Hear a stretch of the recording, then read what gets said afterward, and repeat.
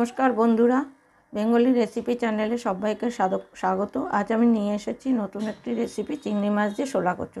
তার জন্য রাখছে আমাদের 250 গ্রাম চিংড়ি মাছ, শোলা কচু ও আলু আমি আগে থেকে একটু ভাপিয়ে নিয়েছি, পেঁয়াজ, আদা, রসুন ও লঙ্কা কুচি মিহি গ্রেট করে নিয়েছি, আর নিয়েছি টমেটো পিউরি। এটার মধ্যে আমি মিশিয়ে নেব 1 চামচ পরিমাণে লাল লঙ্কার গুঁড়ো, এটি ঝাল হওয়ার জন্য নয়, আর সামান্য একটু হলুদ গুঁড়ো, আর 1 চামচ পরিমাণে লবণ। এটা দিয়ে আমি একটা মিহি পেস্ট তৈরি করে নেব।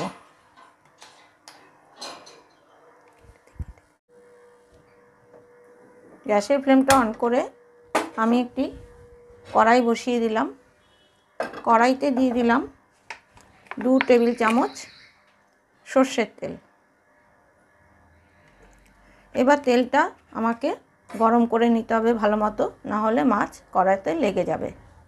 তেলটা খুব ভালো মতনই গরম হয়ে গেছে। গ্যাসের ফ্লেমটা লো করে দিয়ে আমি ধীরে ধীরে চিংড়ি মাছগুলো তেলে ছেড়ে দেব।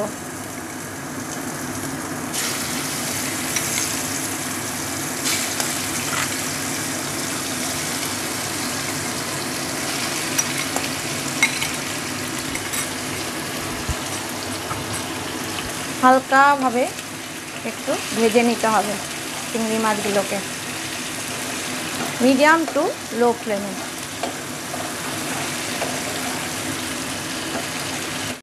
হালকাভাবে ভেজে নিয়েছি চিংড়ি মাছগুলো, এবার আস্তে আস্তে তুলে নিতে হবে।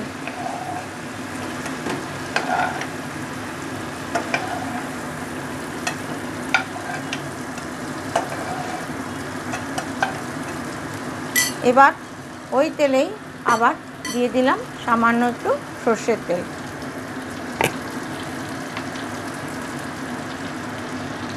তেলটা একটু গরম হতে হতে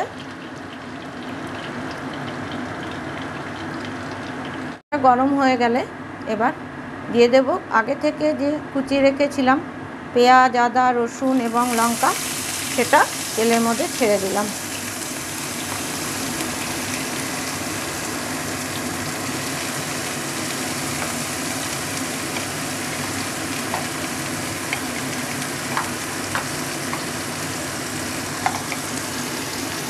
আর দিয়ে দিলাম একটা ফাটিয়ে নেওয়া তেজপাতা। এবার পেঁয়াজ, আদা, রসুন, লঙ্কাটাকে ভালো করে তেলে ভেজে নিতে হবে যতক্ষণ পর্যন্ত না ব্রাউন হয়। দেখো খুব সুন্দর ব্রাউন কালারের ভাজা হয়ে গেছে পেঁয়াজগুলো।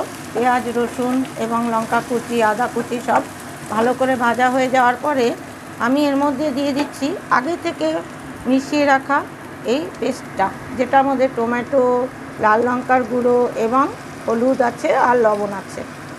এবার বাটিটাকে আমি একটু হালকা জলে ধুয়ে সেই জলটাও মশলাটাও আমি দিয়ে দেব।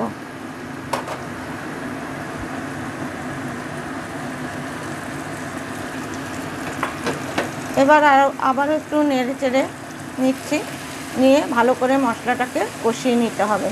যতক্ষণ না তেল ছাড়ছে ততক্ষণ মশলাটাকে লো টু মিডিয়াম ফ্লেমে কষিয়ে নিতে হবে।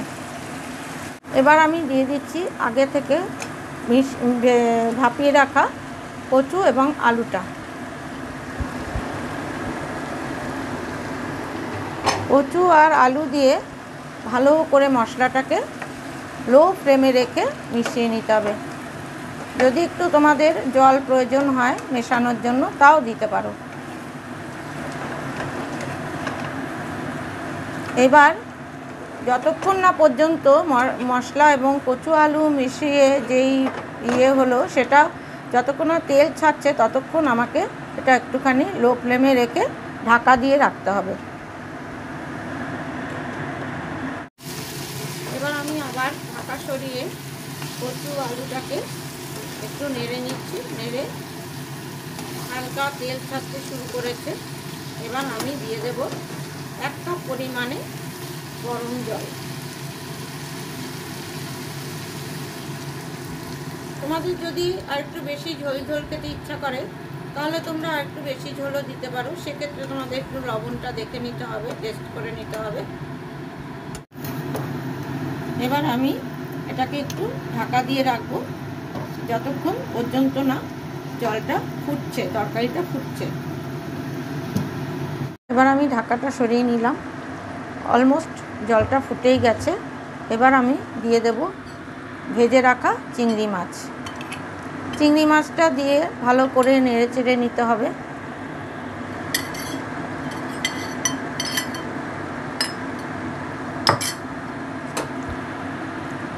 ভালো করে নেড়ে চেড়ে নিতে হবে। দেখো, চিংড়ি মাছের রেসিপি প্রত্যেকটা বাচ্চা বুড়ো সকলেরই খুবই প্রিয়, খুবই জনপ্রিয় এই চিংড়ি মাছ সকলের। সবাই চিংড়ি মাছ খেতে ভালোবাসে, তাই তোমরাও বাড়িতে একবার ট্রাই করে দেখো যে জিনিসটা কেমন হলো খেতে। আর অনেকেই আছো যে একটু হালকা মিষ্টি মিষ্টি ভাব হবে, তাহলে একটু হালকা মিষ্টিও দিতে পারো। অনেকেই আছে যে একটু তরকারিতে মিষ্টি মিষ্টি ভাব হবে, কিন্তু আমি যেহেতু চিংড়ি মাছ দিলাম সেই জন্য মিষ্টি দিলাম না।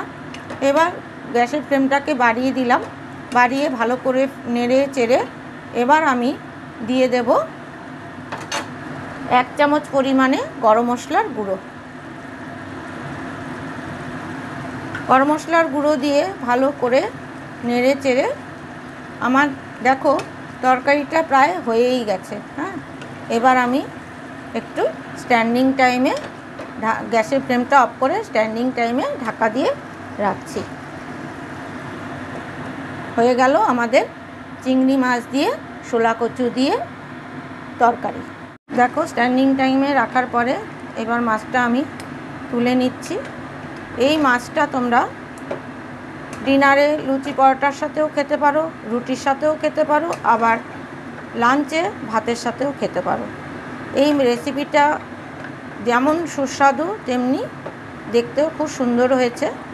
আচ্ছা, তোমরা যদি এই চ্যানেলটাকে সাবস্ক্রাইব করে দিও এবং লাইক করো, শেয়ার করো এবং কমেন্টের মাধ্যমে আমাকে জানিও যে কেমন লাগলো তোমাদের এই রেসিপিটি।